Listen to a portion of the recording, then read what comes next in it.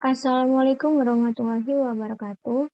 Sebelumnya, perkenalkan nama saya Rizka Rundiansari, NPM 200820110021 dari kelas IMKA.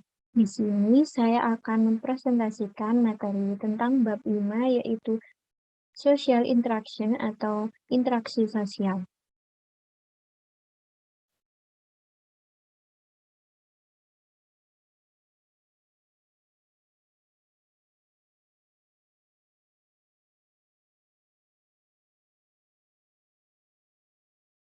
Pada materi ini berisi beberapa ringkasan. Yang pertama ada apa yang dimaksud dengan interaksi sosial. Lalu yang kedua ada mekanisme sosial yang digunakan dalam percakapan. Yang ketiga, apa yang dimaksud dengan kehadiran sosial. Yang keempat, tinjauan teknologi untuk mendukung interaksi sosial. Yang kelima, bagaimana media sosial mengubah cara kita bertahan. Yang keenam, fenomena sosial baru yang muncul karena mampu untuk terhubung secara online. Untuk materi yang pertama yaitu interaksi sosial. Seperti yang kita ketahui, kita hidup bersama, bekerja bersama, bermain bersama-sama, berbicara satu sama lain, dan bersosialisasi. Teknologi sosial dikembangkan untuk memungkinkan kita tetap bersosialisasi saat terpisah. Beberapa mendorong interaksi sosial, misalnya permainan keluarga dengan suatu keluarga yang bernama Alexa. Untuk lainnya memiliki dampak negatif pada percakapan sehari-hari, menurut Turkley pada tahun 2015. Lalu pertanyaannya, apakah kita menghabiskan terlalu banyak waktu di gelembung digital kita sendiri? Dan ada pertanyaan yang diajukan oleh teknologi sosial. Pertanyaannya, apakah percakapan F2F digantikan oleh interaksi media sosial? Berapakah banyak teman yang Anda miliki di Facebook, LinkedIn, WhatsApp, dan sebagainya pada versus kehidupan nyata? Seberapa banyak mereka tumpang tindih? Bagaimana cara kita hidup dan berinteraksi satu sama lain berubah? Lalu, apakah aturan dan etika yang ditetapkan masih berlaku untuk online dan offline?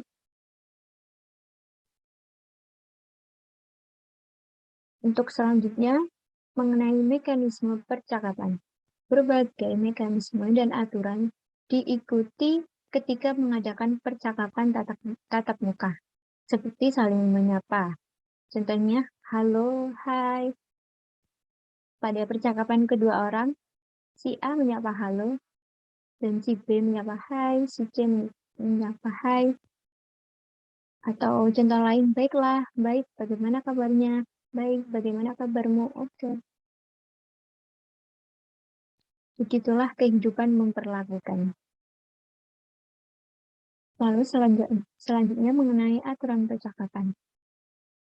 Seks dan kawan-kawan pada tahun 1978 menganalisis percakapan dan mengusulkan 3 aturan dasar. Yang pertama, pembicaraan saat ini memilih pembicara berikutnya dengan mengajukan pendapat, pertanyaan, dan permintaan. Aturan yang kedua, orang lain memutuskan untuk memulai berbicara. Aturan yang ketiga, berbicara saat ini terus berbicara. Untuk selanjutnya, lebih banyak aturan percakapan. Bergiliran digunakan untuk mengkoordinasi percakapan. Contoh percakapannya, bagaimana kalau kita bertemu jam 8? Bisa kita bertemu sebentar lagi? Bagaimana kalau kita bertemu jam 8? Wow, lihat dia. Ya, ada tanda yang lucu. Bisakah kita bertemu sebentar lagi? Kembali menyalurkan ke sinyal untuk melanjutkan dan mengikuti Lalu selanjutnya mengenai aturan percakapan lebih lanjut. Yang pertama ada ritual perpisahan. Contohnya seperti sampai jumpa ya, sampai jumpa. Lalu yang kedua isyarat implis dan implisit dan eksplisit. Contohnya, melihat jam tangan atau bermain-main dengan mantel dan tas. Contoh secara eksplisit mengatakan, ya ampun, lihat waktu. Aku harus pergi, aku terlambat. Selanjutnya, mengenai kerusakan dalam percakapan. Ketika seseorang mengatakan sesuatu yang disalahpahami, contohnya, pembicaraan akan mengulangi dengan penekanan. Yang ini tidak, maksud saya yang itu. Juga gunakan token seperti cool, apa. Selanjutnya, apa yang terjadi dalam percakapan online? Beberapa pertanyaan yang muncul, apakah dalam percakapan yang sama berlaku? Apakah ada jenis kerusakan yang berbeda? Bagaimana orang memperbaikinya untuk email, pesan instan, SMS, Skype, atau perangkat lunak konferensi video lainnya? Selanjutnya, percakapan jarak jauh. Banyak peneliti tentang cara mendukung percakapan ketika orang-orang berjarak satu sama lain.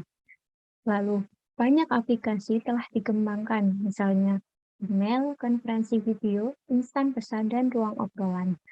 Apakah mereka meniru atau melampaui yang ada cara berbicaranya? Berikut ini contoh video phone awal dari tahun 1960-an. Selanjutnya, sistem jendela video menurut Bell-Core pada tahun 1989. Ruang bersama yang memungkinkan orang yang terpisah sejauh 50 mil untuk melakukan percakapan seolah-olah di ruangan yang sama minum kopi bersama. Jendela gambar 3x8 kaki antara dua situs dengan video audio. Orang-orang memang berinteraksi melalui jendela, tetapi hal-hal terjadi menurut Gap tahun 1990. Berikut ini contoh diagram video window sedang digunakan. Selanjutnya, temuan bagaimana video window sistem digunakan. Yang pertama, berbicara terus-menerus tentang sistem. Yang kedua, lebih banyak berbicara dengan orang lain di ruangan yang sama daripada di ruangan lain. Yang ketiga, saat mencoba mendekati seseorang di tempat lain, efeknya berlawanan. Peserta berada di luar jangkauan kamera dan mikrofon. Lalu yang keempat, tidak ada cara untuk memantau ini. Selanjutnya, ruang konferensi video dan telepresence. Yang pertama, banyak pilihan untuk menghubungkan banyak orang, misalnya Zoom. Yang kedua, ruang telepresence khusus untuk grup. Berikut ini contohnya. Lalu berikut ini ada contoh dari robot telepresence. Robot telepresence memungkinkan orang untuk menghadiri acara yang tidak dapat melakukannya, seperti dengan mengontrol robot mereka dari jarak jauh. Biasanya terjadi di tempat-tempat seperti sekolah, konferensi, dan museum. Contoh awal.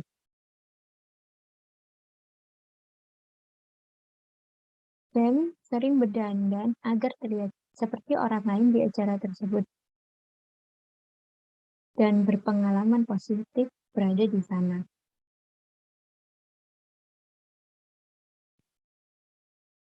Selanjutnya, telepresence dan kehadiran sosial. Telepresence mengacu pada satu pihak yang hadir dengan pihak lain yang hadir di ruang fisik seperti pertemuan atau kamar. Yang kedua, kehadiran sosial mengacu pada perasaan berada di sana dengan orang yang nyata ketika berada dalam realitas virtual. Selanjutnya, visi Facebook untuk bersosialisasi di dunia 3D menggunakan VR. Dua avatar berbicara di meja virtual. Penggunaan pengalaman satu sama lain dengan menggunakan VR headset. Berikut ini contohnya dunia 3D menggunakan VR. Lalu pertanyaannya, berapa banyak realisme dan imersi yang diperlukan di telepresence? Titik-titik di telepresence untuk membuatnya menarik. Bagaimana untuk membuatnya menarik? Ruang telepresence mencoba membuat remote orang tampak seperti hidup. menggunakan beberapa kamera definisi tinggi dengan fitur pelacak mata dan mikrofon arah. Lalu pertanyaannya, apakah FaceTime memiliki kehadiran sebanyak pengaturan definisi tertinggi? Apa itu CO Presence? Kelompok yang ditempatkan bersama yang ingin berkolaborasi. Banyak teknologi telah dirancang untuk memungkinkan kelompok untuk bekerja, belajar, dan bersosialisasi secara lebih efektif bersama, misalnya permukaan meja, papan tulis, dan pajangan publik. Selanjutnya, mekanisme koordinasi. Ketika sekelompok orang bertindak atau berinteraksi bersama, mereka perlu mengkoordinasikan diri mereka sendiri. Misalnya saat bermain sepak bola atau bernavigasi mengirimkan. Untuk melakukan, mereka menggunakan komunikasi verbal dan non-verbal, jadwal, aturan, dan konversi representasi eksternal bersama. Selanjutnya, mekanisme koordinasi F2A. Yang pertama, berbicara adalah pusat. Yang kedua, non-verbal. Juga digunakan untuk menekankan dan sebagai pengganti. Misalnya, mengangguk, berjabat tangan, mengedipkan mata, melirik, memberi isyarat, dan mengangkat tangan. Pertemuan formal. Struktur eksplisit seperti agenda, memo, dan notif lain digunakan untuk mengkoordinasikan aktivitas. Selanjutnya, mekanisme kesadaran. Poin pertama melibatkan mengetahui siapa yang ada di sekitar, apa yang terjadi, dan siapa yang berbicara dengan siapa. Menurut Doris dan Lee pada tahun 1992. Yang kedua, kesadaran prefer.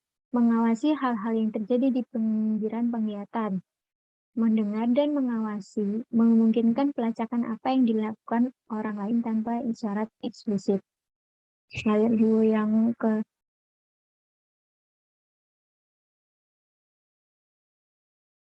kedua, kesadaran situasional. Menyadari apa yang terjadi di sekitar Anda untuk memahami bagaimana informasi dan tindakan Anda akan memengaruhi peristiwa yang sedang berlangsung dan yang akan datang. Misalnya, kontrol lalu lintas udara atau ruang operasi. Selanjutnya, antar muka yang dapat dibagikan. Dirancang untuk memanfaatkan bentuk mekanisme koordinasi dan kesadaran yang ada. Beberapa penelitian menyelidiki apakah mereka membantu orang untuk bekerja sama dengan lebih baik telah ditemukan. Partisipasi yang lebih adil, lebih alami untuk dikerjakan, lebih nyaman duduk mengelilingi meja daripada berdiri di depan pajangan. Selanjutnya, meja refleksi. LED menyala untuk mencerminkan seberapa banyak setiap anggota kelompok berbicara. Mikrofon bekas di depan setiap individu untuk melakukan hal tersebut. Studi menunjukkan mereka yang paling banyak berbicara mengubah perilaku mereka. Mereka yang berbicara setidaknya tidak mengubah perilaku mereka. Berikut ini contohnya. Selanjutnya, denah lantai Sokoko kantor virtual. Siapa, di mana, dan siapa bertemu dengan siapa. Berikut ini contohnya.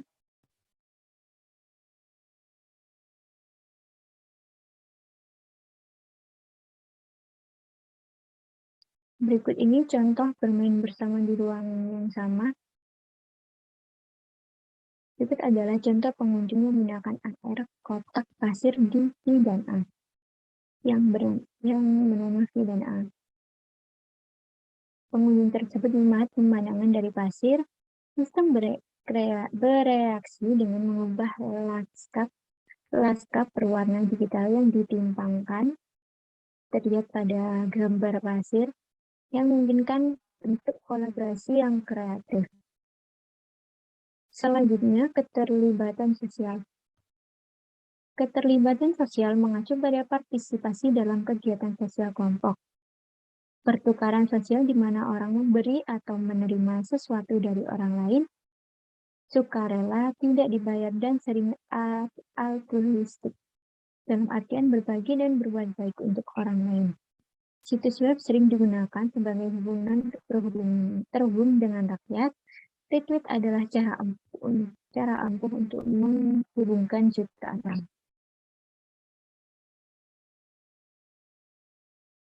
Retweet atau bisa disebut Twitter. Jutaan orang men-tweet dalam hitungan jam, menghubungkan jutaan orang untuk tujuan yang menyenangkan. Banyak orang yang merasa senang bergabung maupun melihat dalam jumlah yang cukup banyak. Berikut ini contohnya.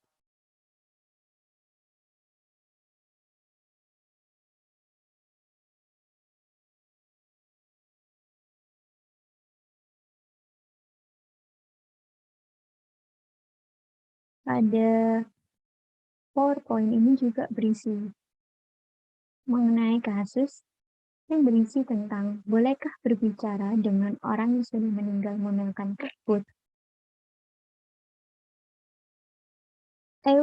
Eugenia Kulde, contohnya Eugenia Kulde kehilangan seorang teman dekat dalam kecelakaan mobil yang baru berusia 20 tahunan. Dia mengambil semua teks yang dikirim selama hidupnya dan membuat catboard menggunakan mereka.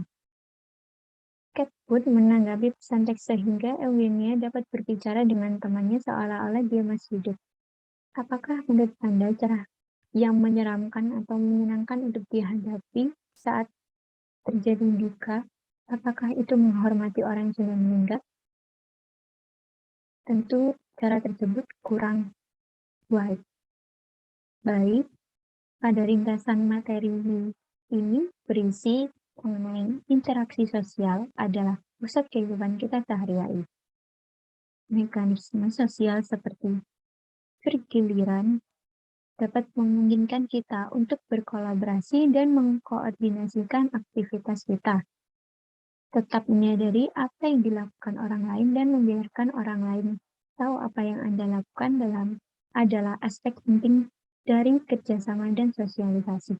Banyak sistem pendukung telah dibangun untuk mendukung telepresence, kehadiran sosial, dan kehadiran bersama.